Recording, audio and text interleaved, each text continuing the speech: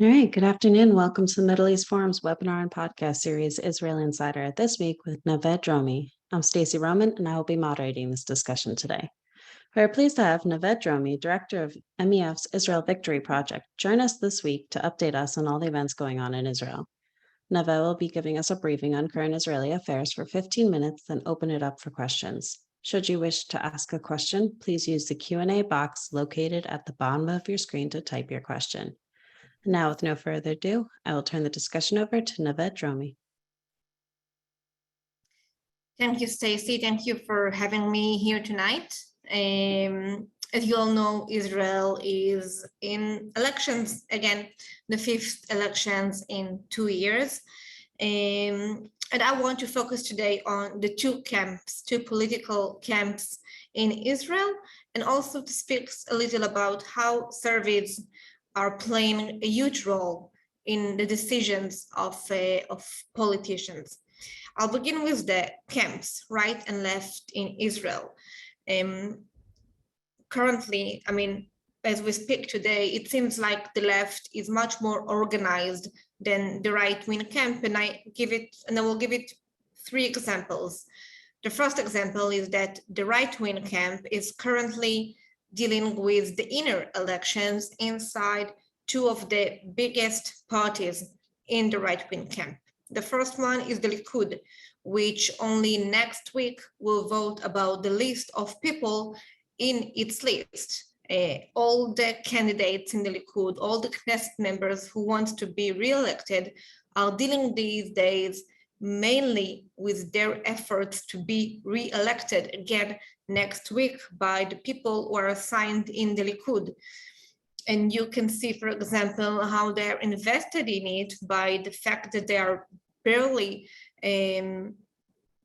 reacting or answering to some of the actual political storms that happening these days.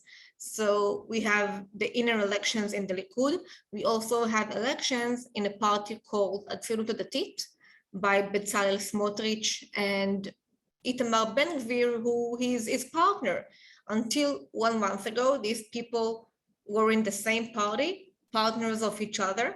And since they split because each one wanted to strengthen himself or to gain more strength, they are fighting each other.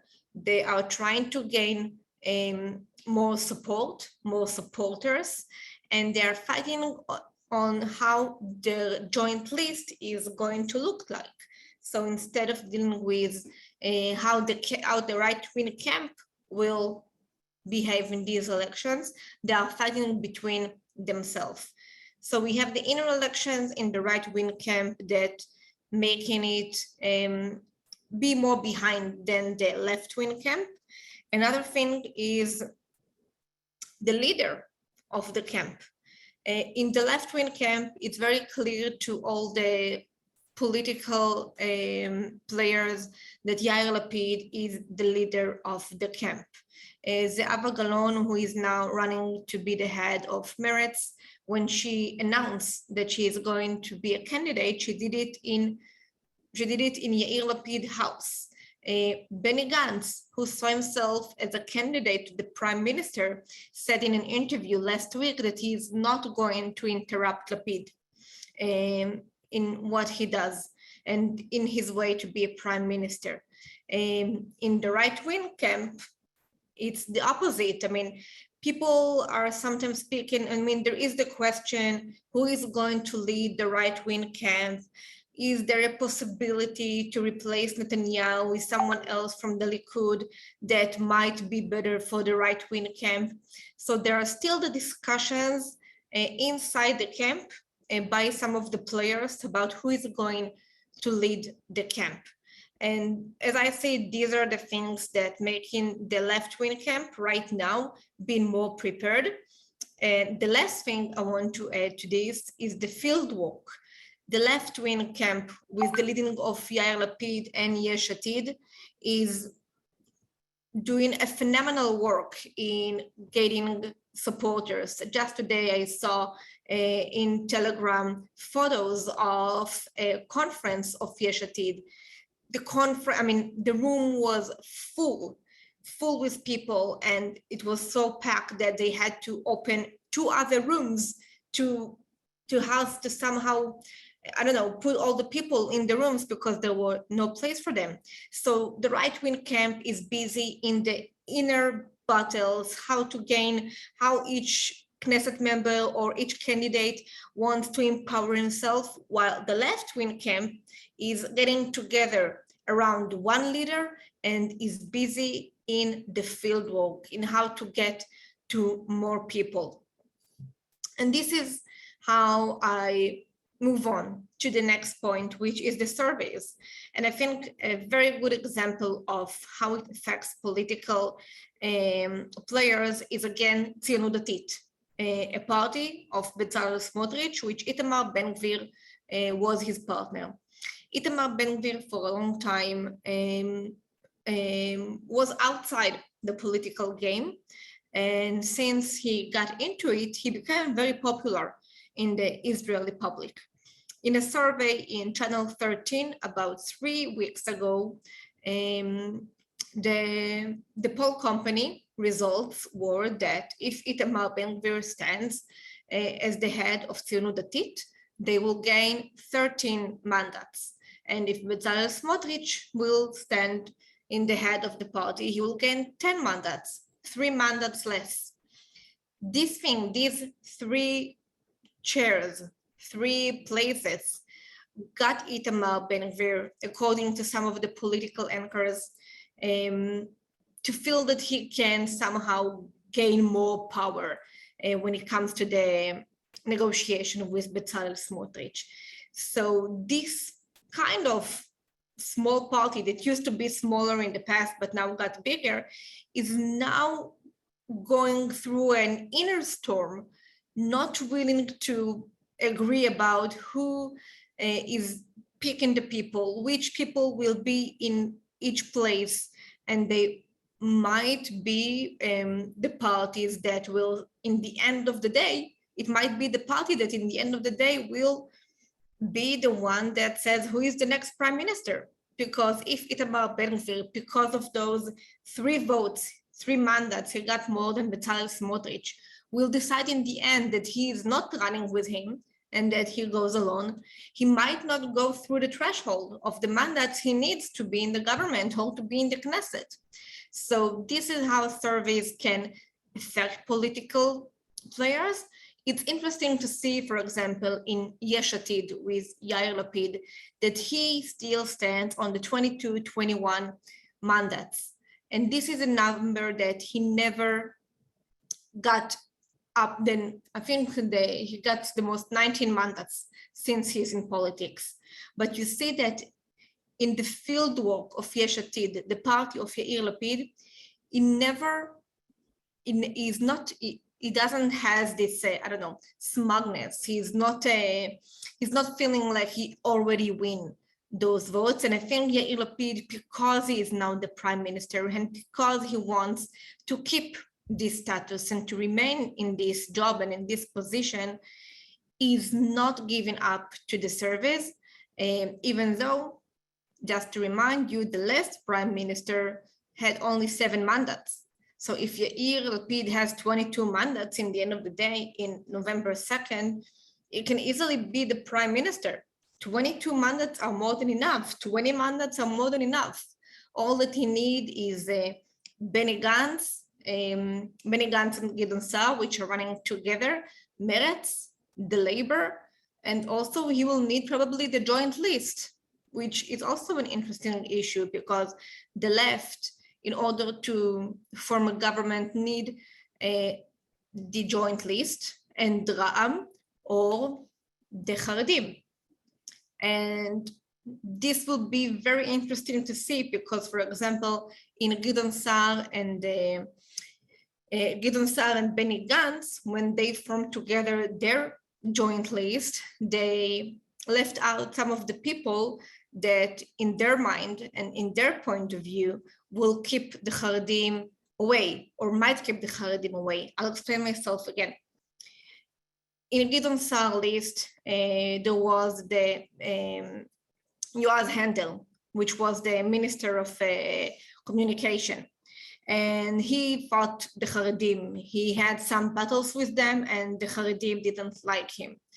And when Gideon Sa'ar joined Benny Gantz, one of Benny Gantz's conditions, as the political journalist explains, Benny Gantz said that he doesn't want Yoaz Handel because if he will have Yoaz Handel in his list, he might close the door to the Haredim, and he doesn't want to close this door because it's almost impossible to form a government without the Haredim. If you don't want the Haredim in your government, then you will have to lean on the joint list and Ra'am. And this is how things looks like now in Israeli politics. Also, another thing to see is that Benny Gantz and Gideon Sa'ar in the surveys are not, their position is not changing. The Likud the same, by the way. Everyone speaks about how the Likud is going to get 36, 38, 40 mandates, but in the surveys, if you look, they are still on the 34 mandates, which was also 1 month ago, 2 months ago, 3 months ago, the same place. The parties which are gaining more strength is Tzionut Datit of Bezalel Smotrich, and basically this is, according to some of the surveys, it might be the third party in its size in November 2nd. So this is more or less the current right now. I think I touched all the points I wanted to touch, and I'll be happy to answer questions.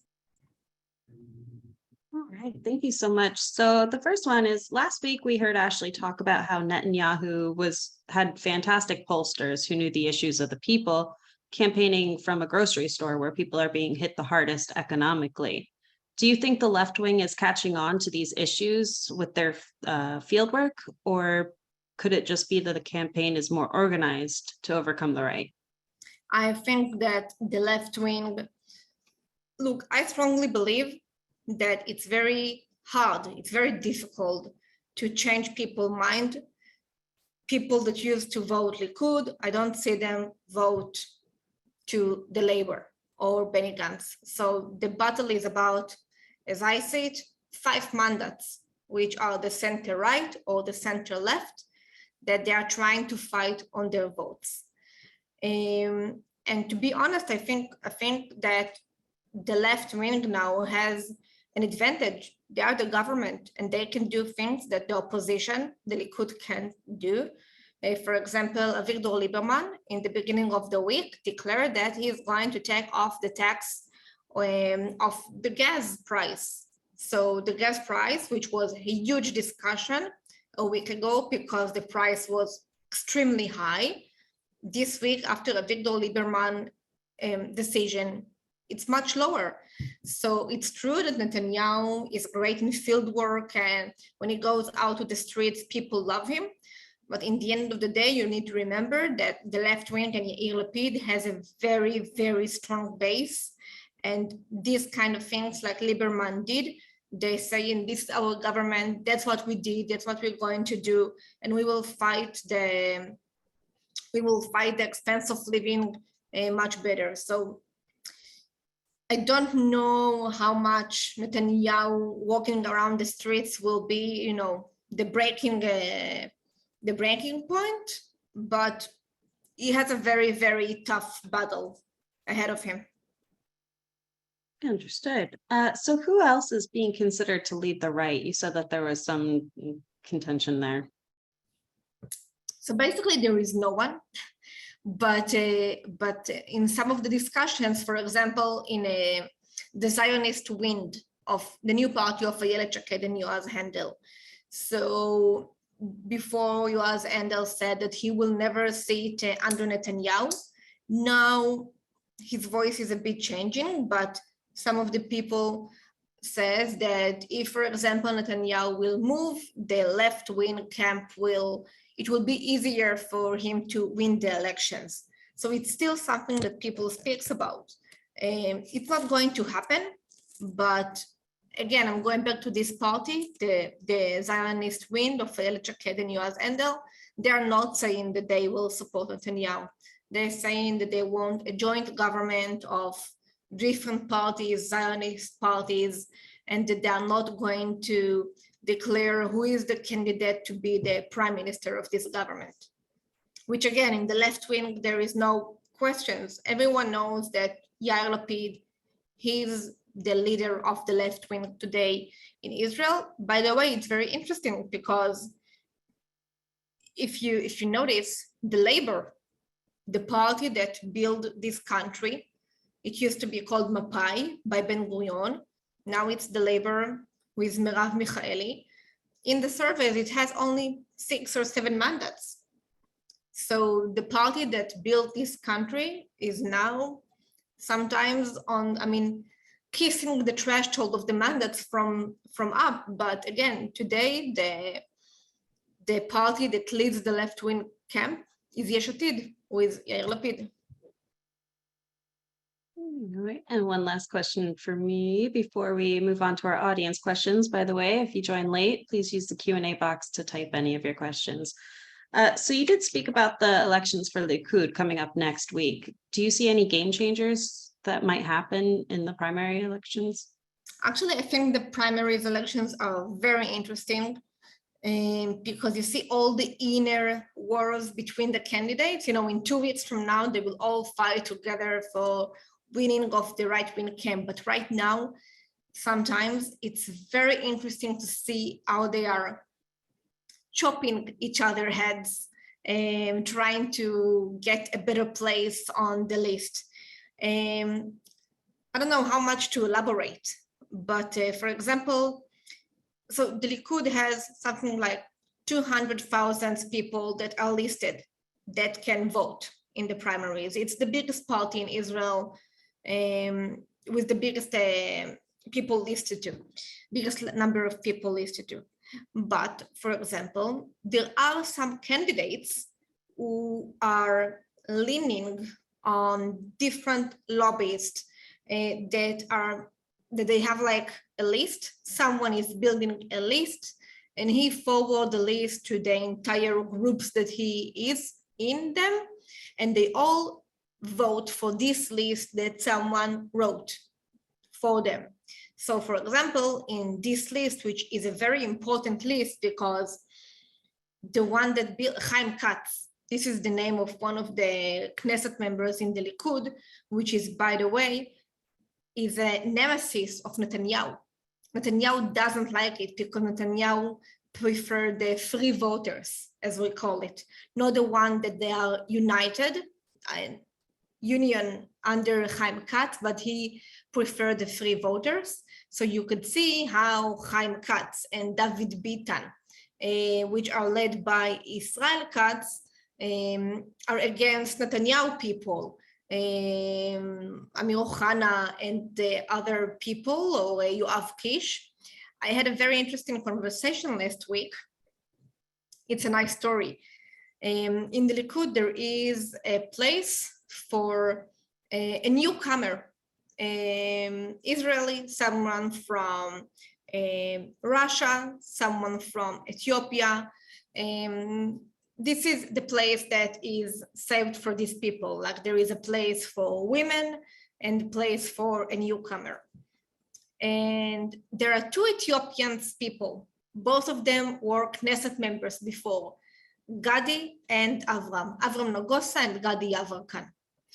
And what happened is that Chaim Katz people, they support Avram Nagosa. So somehow they fixed it that Gadi Yavarkan won't run on the place of the newcomer. He will have to somehow gain a place in the Likud list, international list, which is very, very, very hard to get in. I think he has a very slight chance to get in the list this time. And they did it just so their candidate, Avram Nagosa, will have more chance to win the place of the newcomer. And it's crazy. This weekend, Nir Barkat was interviewed to a newspaper in Israel speaking about how people in the Likud are trying to hurt him. when he said that, he meant Eli Cohen. Anyway, many stories. I found it very interesting politically. I recommend to follow the primaries in the Likud. Absolutely. Thank you so much. Myra Bola asks, does the US have any influence on the Likud? I know Trump and Netanyahu used to be pretty tight. Be honest, I don't know. I don't know. All right, sounds good. Karen Piss asks, why isn't anyone talking about Netanyahu's court case during these elections? I don't know. I think in Israel people do speak about it, and also, I mean, it's an ongoing event. It's an ongoing event, and I don't think people don't speak about it. I mean, everyone speaks about it in a different way or another. Right now, there is a period in the courts institutions which are not working, so maybe this is the reason. But I think it's still something people speaks about. Interesting. And has that been affecting his likability in the polls at all, or does it not? Doesn't no. Oh, thank you. Stephen Orlo asks, how would Lieberman, who would only sit with Lapid or Gantz, possibly join with the Haredim? I think that in the end of the day, no matter where you're coming from, right wing, left wing, you find your flexibility to sit with whomever will get you in the government. And I think I'm saying it about some of the Haredim as well. Every politicians, in the end of the day, people are finding out they're very flexible. I think Mansour Abbas is a good example for how flexible a person can be. Naftali Bennett.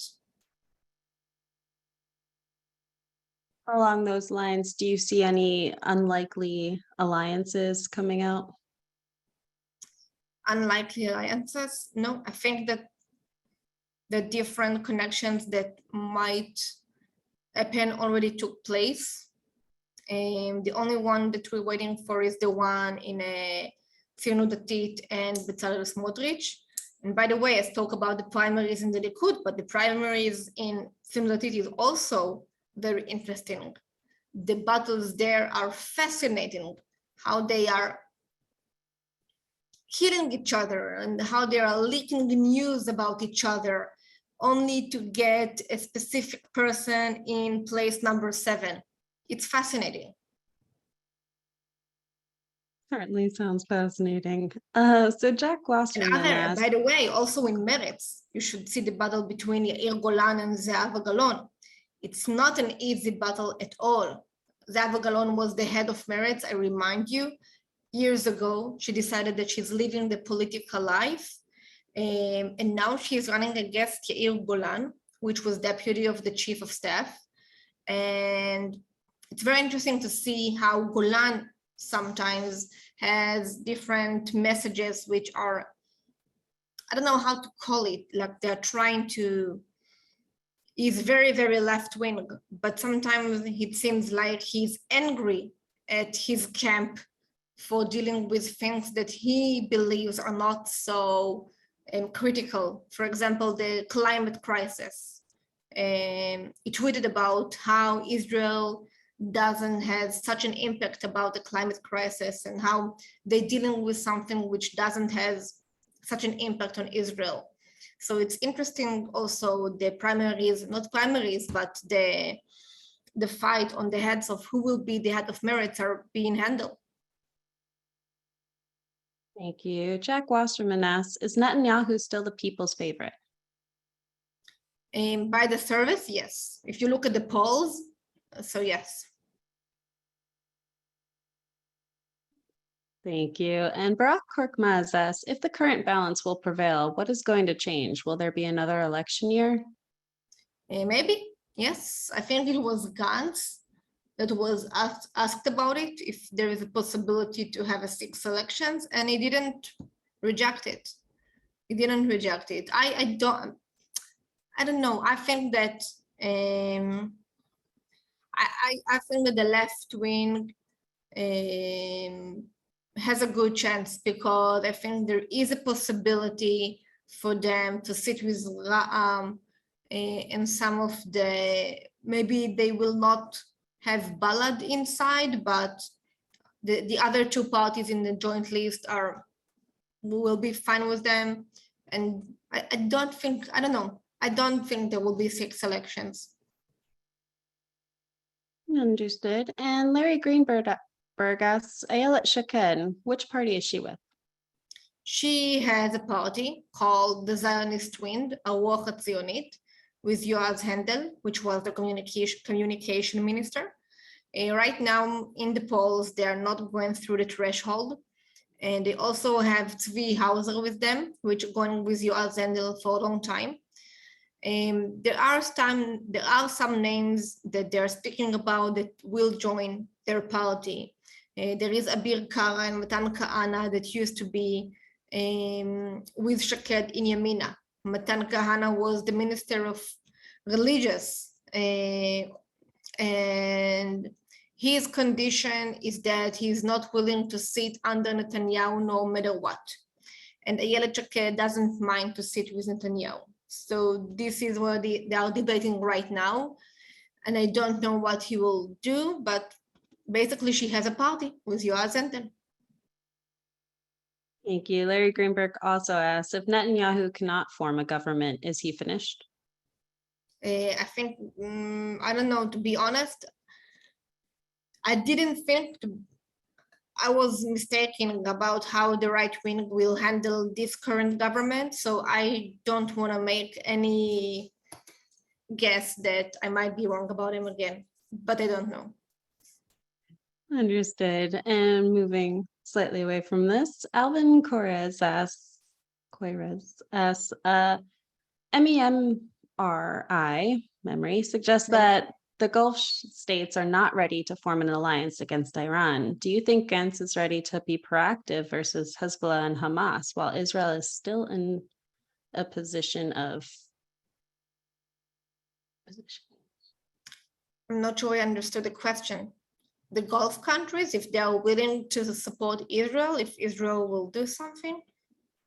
I think the question is that the Gulf states are not ready to form an alliance against Iran with Israel. But do you think that Gantz is ready to be proactive against Hezbollah and Hamas? Gantz? Mm-hmm.